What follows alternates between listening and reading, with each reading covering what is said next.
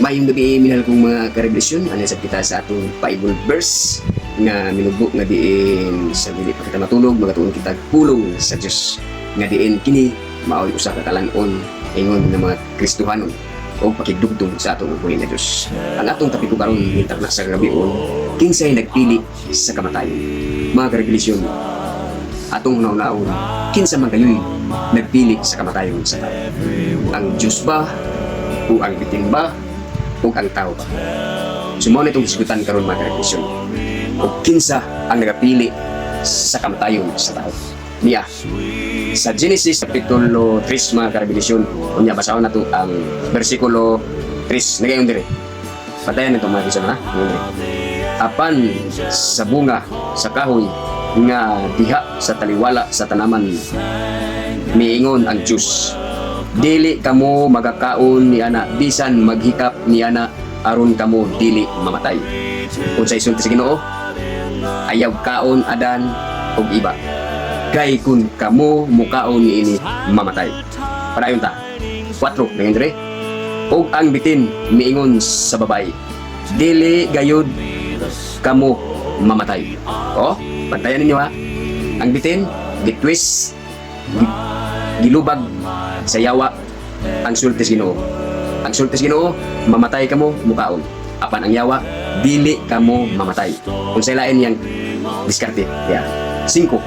Ngayon dire, kay hingbaluan sa Dios nga sa adlaw kakamo magakaon niini. Mga buka ang inyong mga mata o mahimo kamo nga sama sa Dios nga manghibalo sa maayo ug daotan. Kung sa isulti sa mga yawa, mga karebelasyon, dili mo mamatay kung mukaon. Apan kung mukaon kamo niini, ang inyong salabutan maabri masama kamo sa Ginoo nga maalamon. Sumindot ang upir sa yawa mga karebelasyon. Padayon ta. 6, ngayon dire. Yan na ang sakto. Ngayon dire. Og sa nakita sa babae nga ang kahoy maayong kanon, og nga kini makalipay sa mga mata, og nga ang kahoy takos tingwaon aron makapahimong makinaadmanon sa tao. Mikuha siya sa bunga nini og mikaon og gihatagan usab niya ang iyang bana kauban niya og mikaon siya. Karelasyon niya kinsay nagdesisyon sa pagsulod sa kamatayon sa tao.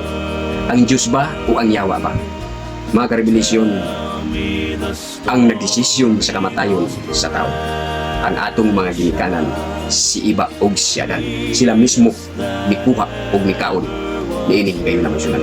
Og unsay gisulti sa Ginoo niya. Padayon ta. Dinhi sa 19, sure ka ta mga karelasyon na yun diri. Sa singot sa imong nawong magakaon ikaw sa tinapay hangtod nga mupauli ka sa yuta tungod kay gikan niini ikuha ikaw kay abog ka og sa abog ikaw mupauli.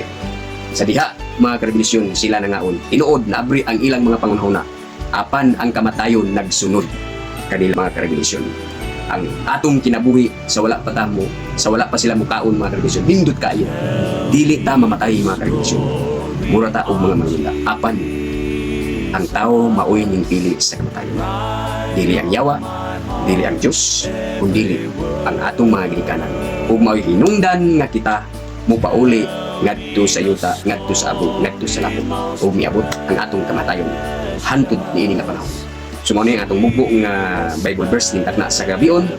Magayron kaninyo ang grasya sa Dios o pakigdait ug ang kaluoy gugma maana kaninyo. Sa makausa, magayron kaninyo daghang salamat sa inyong pagpaminaw o God bless sa tanan.